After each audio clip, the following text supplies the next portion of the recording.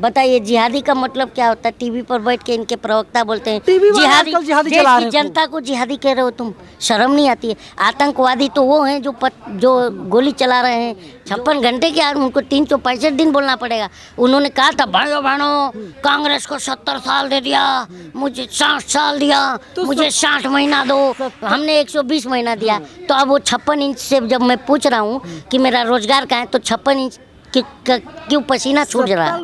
पाकिस्तान कौन गया था रात के अंधेरे में बिना संसद को बताए?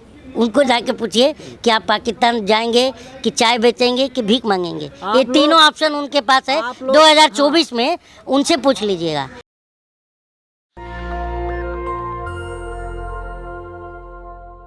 मेरे साथ अभी digital media star Kaleem Shaikh हैं, किसी परिचय का मोहताज नहीं है। कलीम भाई, देश में सब बेहतर चल रहा है, लेकिन कांग्रेस वाले क्या कर रहे हैं बताइए? 90 साल के एक सांसद को ला करके राज्यसभा में बैठा दे रहे हैं। किसकी बात कर रहे हैं आप? मैं मनमोहन सिंह की बात कर रहा हूँ, मैं आपको तस्वीर दिखा रहा हूँ, आप इस एक तस्वीर बात को देखिए। बताइए, राजनीति में कोई उम्र की सीमा होती है? कम से कम वो 90 साल के सांसद की इज्जत तो कर रहे हैं, ले आके बैठा है। आडवाणी जी की तरह जो है दूध में मक्खी की तरह निकाल के तो नहीं फेंक दिए। नहीं, ये बीजेपी होता है, उम्र की सीमा ये है ना। सम्मान होता है यार, उम्र की सीमा। आप मार्गदर्शक मंडली में डाल देते हो और कभी उनसे जा कर के मार्गदर्शक कभी कोई एडवाइस नहीं लेते हो, तो बताइए आप कि ये तो एक सम्मानजनक बात हो गई यार। आप वो अलग चश्मे से देख रहे हैं, वो बात अलग हो गई, पर मैं समझता हूँ कि ये सम्मान देने की बात है। कम से कम आडवाणी जी का हाल, जो आडवाणी जी की तरह हाल तो नहीं हो रहा मनमोहन सिंह का। हाँ। अच्छा, आप देखिए किस तरीके से जो है कि मणिपुर पर नरेंद्र मोदी शांत हैं। आपको क्या लगता है, नरेंद्र मोदी डरे हुए हैं या हैं, सब कुछ ठीक है? डरे हुए हैं, बौखलाए हुए हैं। आप ये समझ लीजिए मोदी जी बौखलाए हुए हैं। क्यों बौखलाएंगे? बौखलाए उनके इसलिए पास क्योंकि वहाँ पर जा सरकार रही है। अब बताइए, हम जनता ही तो सरकार चुन के लाते हैं, तो कोई क्यों कहेगा कि भाई मैं तीसरी बार भी आ रहा हूँ? इतना दावा, अरे कम से कम दावा किए होते तब मुझे समझ में आता कि जब आपने कहा 2 करोड़ रोजगार दूंगा तो आप दिए होते। आपने कहा कि मैं 15 लाख दूंगा तो आप कम से कम 6 लाख भी दे दिए होते।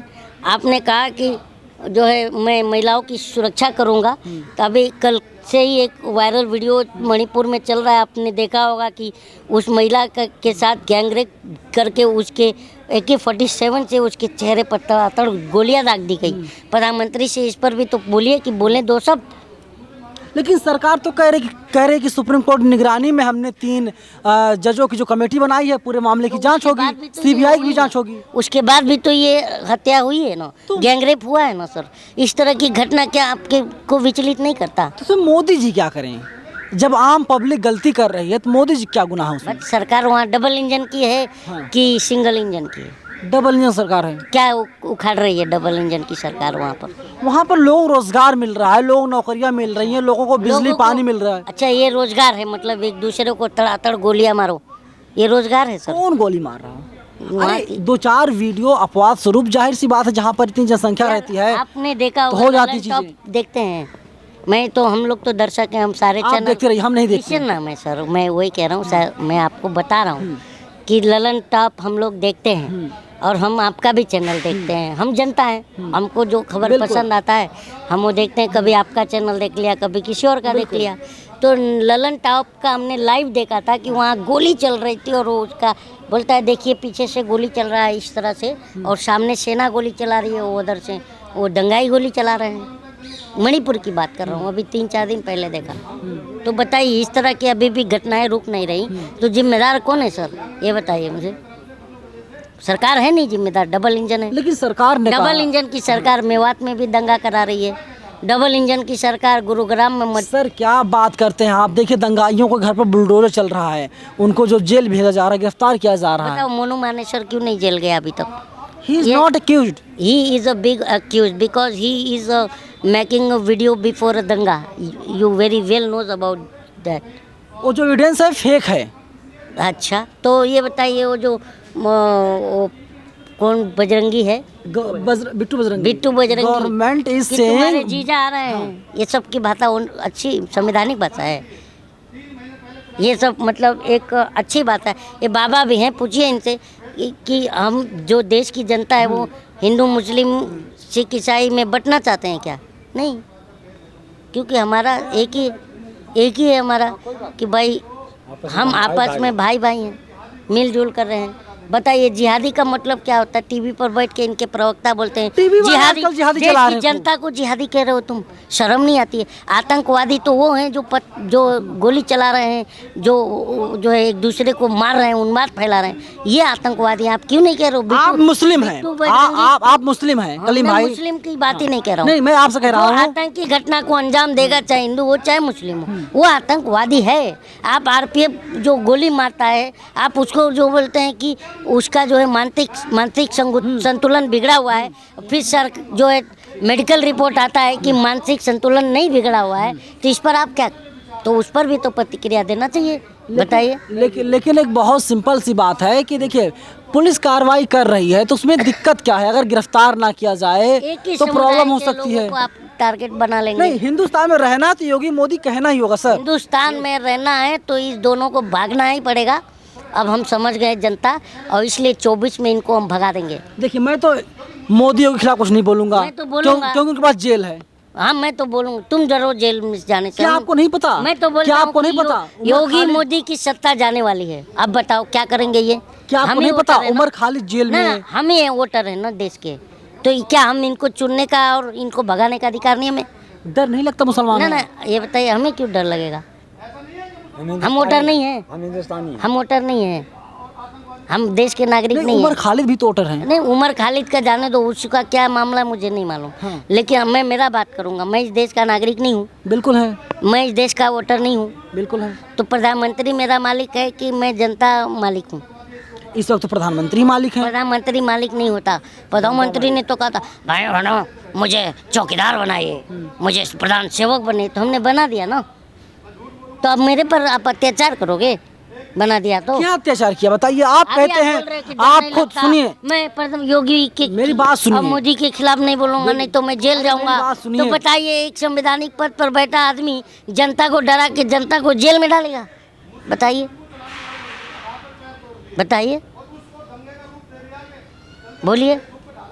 लेकिन देखिए कानून व्यवस्था उनके हाथ में है। कानून आप व्यवस्था जनता के लिए होता है ना, कि जनता को डराने के लिए होता है, चुन चुन के जनता को जेल में डालने के लिए होता है क्या?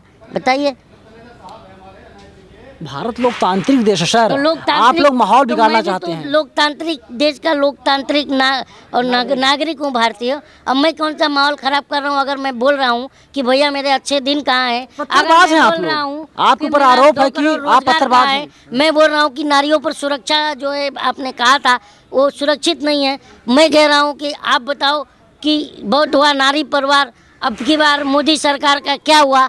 तो आप मुझे डरा रहे हैं यार। नरेंद्र मोदी 36 सेकंड तक बोलते हैं राजस्थान से और तमाम राज्यों से तुलना करते हैं, वहाँ की भी स्थिति खराब है। तो मोदी जी कितनी शर्म की बात है कि 56 इंच का सीना होकर के 36 सेकंड बोलते हैं।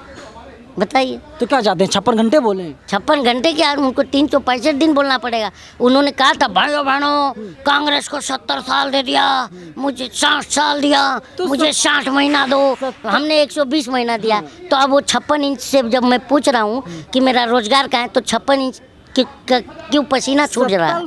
70 साल का जो कचरा है टाइम लगेगा। 9 साल का कचरा है ये। स्वच्छ भारत मिशन के तहत हम जनता साफ कर स्वच्छ देंगे भारत मिशन उन्हीं का है ना, तो उन्हीं के मिशन में हम झाड़ू लगा देंगे, उनको साफ कर देंगे। झाड़ू तो केजरीवाल के पास है। केजरीवाल का सिंबल नहीं कह रहा हूँ मैं, अपने घरों में झाड़ू होता है हमारे, अब वो झाड़ू से ना इस कचरा को साफ कर देंगे। मैं बार बार कह रहा हूँ कि कमल जो है अटल बिहारी वाजपेयी जी के साथ चला गया, अब सिर्फ कीचड़ रह गया है। फेंकने के लिए जगह कहाँ है? कचरा फेंकेंगे कहाँ? कहाँ घंटा गाड़ी आता है? कचरे तो आप लोग हैं साहब। तैयारी कीजिए 24 के बाद, इसके बाद जाएंगे पाकिस्तान सीधा। कचरे जाएंगे जो दिन रात पाकिस्तान चिल्लाते हैं। पाकिस्तान कौन गया था रात के अंधेरे में बिना संसद को बताए? उनको जाके पूछिए कि आप पाकिस्तान जाएंगे कि चाय बेचेंगे कि भीख मांगेंगे। ये तीनों ऑप्शन उनके पास है। 2024 में उनसे पूछ लीजिएगा कि बिरयानी खाने जाएंगे कि चाय बेचेंगे कि 35 साल भीख मांगेंगे। वो आपके पास तीनों ऑप्शन है। आप लोग अब हम चाहते जनता हैं- वही करने अरे वाले भाई। हैं। और भाइयों बहनों मेरा क्या है जी, मैं तो फकीर आदमी हूँ जी, झोला उठाऊंगा चल लूँगा जी, तो झोला भी चेक करूँगा जी, मैं देश का नागरिक हूँ जी, भारतीय वोटर हूँ जी। हाँ, कलीम भाई, आप लोग चाहते हैं भारत जो है इस्लामिक कंट्री बन जाए, इसीलिए सीमा भाभी को पाकिस्तान से इंडिया बुला लिया। ये अंधभक्तों ने बुलाया, हमने नहीं। हम तो जूता से मार के इनको भगाना चाह रहे हैं। उनके पड़ोसी कह रहे हैं कि सचिन माफ़ी मांगे तो मैं उनका साथ दूंगा। बताओ, और खुद बोलते हैं पिचकेला आम कहाँ से उठा लाया, इतना बड़ा जो है कटहल, जगह जगह दाने हैं कटहल की तरह। वो मैं कह रहा हूँ किसी के नहीं, मैं सूरत पे, शक्ल पे, हाँ, सूरत कमेंट शकल- करना ठीक नहीं है। नहीं, मैं सूरत शकल पे नहीं कर रहा हूँ। उनके पड़ोसी कह रहे हैं, मैं नहीं कह रहा हूँ। पड़ोसी तो बहुत कुछ कहते रहते हैं, वही आप मैं पड़ोसी भी तमाम आपके कुछ कहते चैनल पर हैं। मैं आपको याद दिला रहा हूँ, ऐसा वक्तव्य दे रहे हैं कि मानते उससे गलत है ना ये? गलत है। अंतर्राष्ट्रीय सीमा क्रॉस करना, ये अनलीगल तरीके से आना हमारे देश में गलत है, नहीं है? बताइए बताइए। तो गलती किसकी? सीमा हैदर गलती है, अंधभक्तों गलती है, सरकार गलती है? अंधभक्तों की है सरकार की नहीं है। ना। बेगाने की शादी में अब्दुल्ला दीवाना बन के अंधभक्ति तो नाच रहे हैं, भाभी आ गई, भाभी आ गई। अब फिर बीच में खबर आ रहा है कि भाभी भूखे से मर रही हैं, रोजगार नहीं है, तो अंधभक्तों को अरे, फिल्म तो ऑफर मिल गया। 5 किलो राशन तो ले जाके दे देते। बड़े मजे लेते हैं आप कलीम भाई, बहुत मजे लेते हैं आप। 5 किलो राशन के हकदार बना देते। जनता को पसंद करती है, लेकिन आप मजे खूब लेते हैं। मजे लेंगे, जब मजे देंगे तो।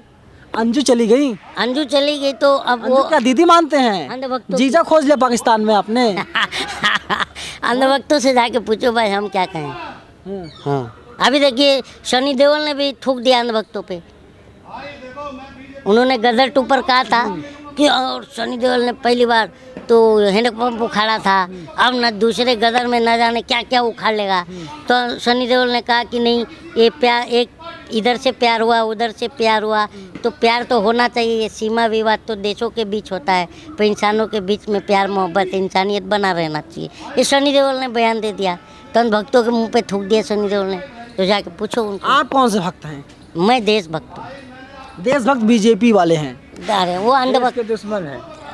देशभक्त नहीं है वो। क्या है वे लोग? हाँ, क्या है वे लोग फिर? क्या है वो? बेगाने की शादी में अब्दुल्ला दीवाना। देखिए, एक बात बताइए, बीजेपी वाले हम देशवासियों को सर्टिफिकेट देंगे कौन देशभक्त है कौन नहीं है? ये क्या सर्टिफिकेट बांटने का अड्डा है? मैं बताता हूँ आपको, जाति प्रमाण पत्र, इसके अलावा आपका जो शादी विवाह का जो सर्टिफिकेट होता है, इसके अलावा तमाम सर्टिफिकेट होते हैं। कौन सी सरकार देती है ना, सरकार बनाती है ना, तो सरकार ये भी देगी कि देशभक्त कौन है, देशद्रोही कौन है। नागरिकता देने का काम सरकार का ही है। बिल्कुल नहीं है। जब ना, ये आपका सोच है, एक गंदी सोच जो है ना लोगों की, ये निकाल देनी चाहिए दिमाग से। क्योंकि जब हमारी जो माता पिता होते हैं, जब बच्चा पेट में आ जाता है और हॉस्पिटल में जा कर के एक कार्ड बन जाता है, उसी दिन से वो इंडियन हो गया। पेट में पला हुआ बच्चा, पलता हुआ, तो हम बाय डिफ़ॉल्ट इंडियन। किसी सरकार से हमें सर्टिफिकेट की ज़रूरत नहीं। तो अच्छा, जो तमाम लोग कह रहे हैं कि सीमा भाभी जो है प्रेग्नेंट हो चुकी हैं, हालांकि बात नहीं, सुनिए, सवाल सुनिए, इस पर बात नहीं करना चाहिए, लेकिन जाहिर सी बात पब्लिक इंटरेस्ट का मुद्दा है, तो हम लोग बात कर रहे हैं। तो सीमा भाभी प्रेग्नेंट हो गई हैं, तो जो 5वां बच्चा होगा तो इंडिया का होगा, पाकिस्तान का होगा? आधा अंधभक्त होगा, आधा पाकिस्तानी होगा। अंधभक्त मतलब क्या, इंडियन है?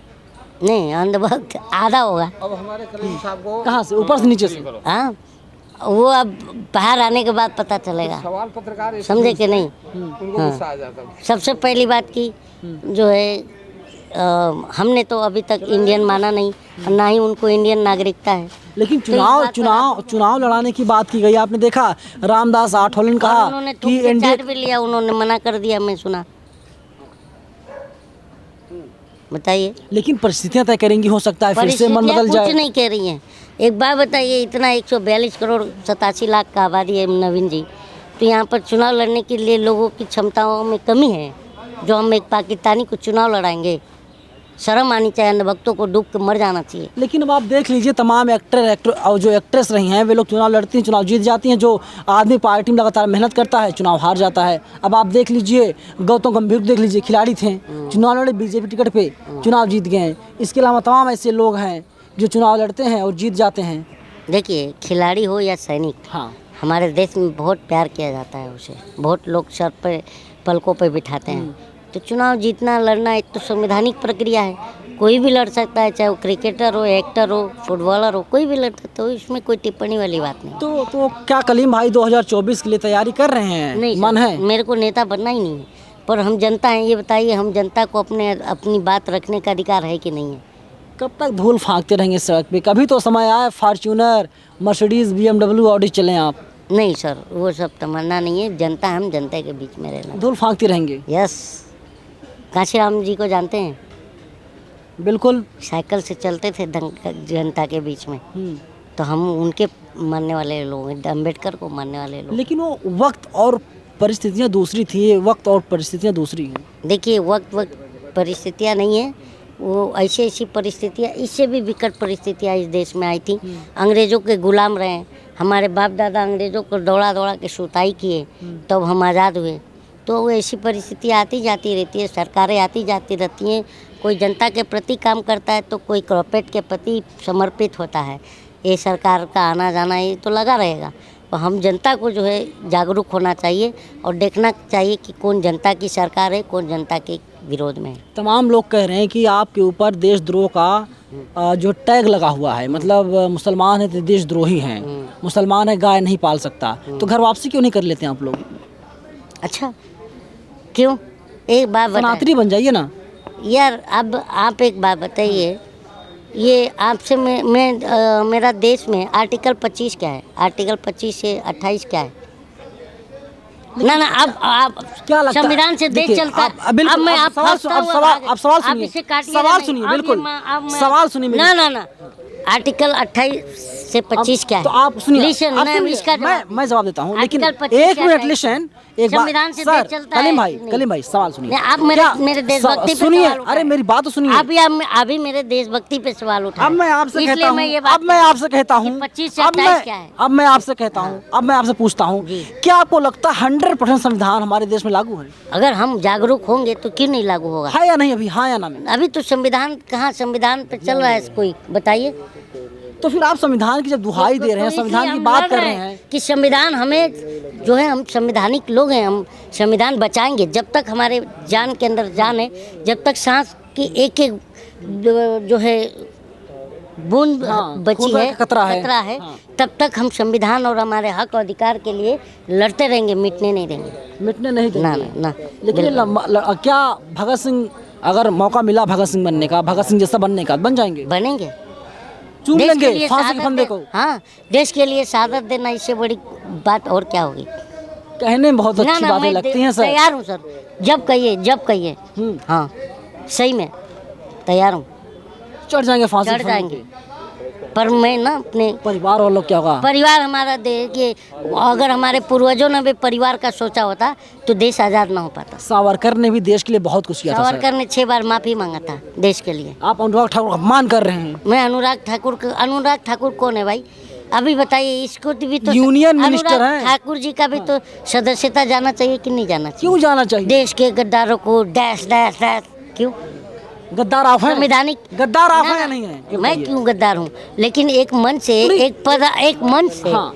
यार बात सुनिए, एक पद, संवैधानिक पद पर बैठा आदमी अगर इस तरह की बात करे नवीन जी, तो सही मानते हैं क्या? देश के ना आप गद्दारों सही को- मानते हैं क्या? मेरी बात तो सुनिए। अब आप मेरी बात तो सुनिए। मैं सही, कहता- आप- मैं बताता हूँ आपकी भी बात। देखिए मैं बताता हूँ आप आपको। ये बात मैं सही जवाब मानते हैं? मैं जवाब देता हूँ ना, आपको। हाँ, देखिए बोलिए। वैसे मेरा काम सवाल पूछना, आप करें देश और जवाब भी देना। हाँ जवाब दे रहा हूँ। देश के गद्दारों को गोली मारो डैश डैश डैश। अगर जो देश का गद्दार है वो वास्तव में से गोली मार दिया जाना चाहिए। लेकिन अगर किसी जाति धर्म विशेष को इशारा- टारगेट किया जा रहा इशारा- है, ये चीज गलत है। इशारा किया गया। देश के जो गद्दार है, आतंकवादी उनको तो गद्दार मारना है। चाहिए, लेकिन जो मन से इशारा होता है उसका मतलब क्या होता है? इशारा किस तरफ है? किस तरफ? एक चोर के दाढ़ी में तिनका एक धर्म सर। विशेष, एक जात विशेष नहीं, को आप- चोर की दाढ़ी में तिनका वाली चोर कहानी है। कौन है? नहीं आप फिर चोर कौन खुद है? को क्यों समझ रहे हैं आप? चोर कौन है? नहीं आप खुद चोर को क्यों कौन है? समझते हैं? 6,500 करोड़ का एडवर्टाइजमेंट मैंने लिया, ये बताइए। 3,000 करोड़ का एडवर्टाइजमेंट मैंने लिया, चोर कौन है? किसने लिया? अगर चोर कौन है आप बताइए, चोर कौन है? बताइए आप बताइए, अब आगे मत, चोर कौन है? बताइए ना। आपका आपने बीजेपी चोर का कह रही नाम है, लिया। आपने चोर का नाम बीजेपी लिया। कह रही है सिसोदिया चोर है। घूम मत आइए भाई साहब। देखिए, तो चोर, सबसे बड़ा चोर कौन है वो पूरी देश की जनता को समझ में आ गई है, और 24 में इस चोर को जाना है। 24 जाना, कौन चोर? नाम बता दीजिए खुल के। चौकीदार। चौकीदार चोर है? हाँ। अरे चौकीदार 350 पार। चौकीदार इस बार फरार। फरार? हाँ। पक्का? पक्का। अभी इंडिया नाम से सब कुछ रिकॉर्ड हो रहा है। हाँ, सब रिकॉर्ड हो रहा है और ये तो इतिहास बन जाएगा। आप अपने चैनल पे डाल देंगे तो कभी तो मिटेगा नहीं। चोर जाएगा, चौकीदार है, ये चोर है। आएगा कौन? गंगाधर ही शक्तिमान है।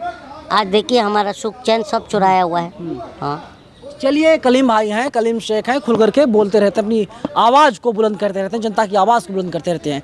फिलहाल पूरी बातचीत पर आप अपनी राय में ज़रूर दीजिएगा। और कलीम शेख का साफ कहना है कि 24 में जो है कि नरेंद्र मोदी की सरकार नहीं आएगी, इंडिया की जीत होने जा रही है। कैमरा पर्सन बॉबी के साथ में नवीन कुमार नंदन, नेशनल दस्तक, जंतर मंतर, दिल्ली। नेशनल दस्तक की आपसे गुजारिश है कि अगर इसको बचाना चाहते हैं तो नेशनल दस्तक को सब्सक्राइब करने के लिए रेड कलर के सब्सक्राइब बटन को दबाएं, फिर बेल आइकन की घंटी दबाएं। नेशनल दस्तक को बचाने के लिए बहुत जरूरी है कि हर खबर को शेयर करें, लाइक करें, कमेंट जरूर करें।